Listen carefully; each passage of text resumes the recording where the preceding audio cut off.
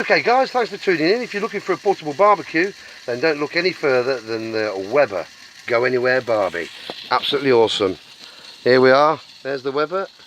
Here we go, and check this out guys. Burgers and sausages. We've got 4 burgers there and 2, 4, 6, 7 sausages. There we are. Very easy to use. You've got the gas canister there, and you screw that on. Okay, it's quite simple. Then you turn this valve that allows the gas to flow through to this valve, and then you turn it on low, and then press the igniter button, and Bob is your uncle. Job's a good one. Sorted, and we're out at sea. How cool is that? There you go. You don't need another portable barbecue other than this one. It's awesome. I'll give you one more look. There you are, look. There we go. And there's the grub to go with it.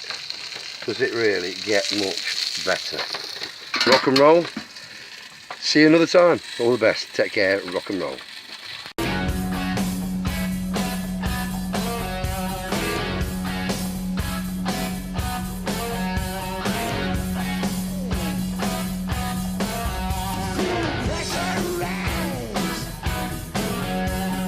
Yes, yes.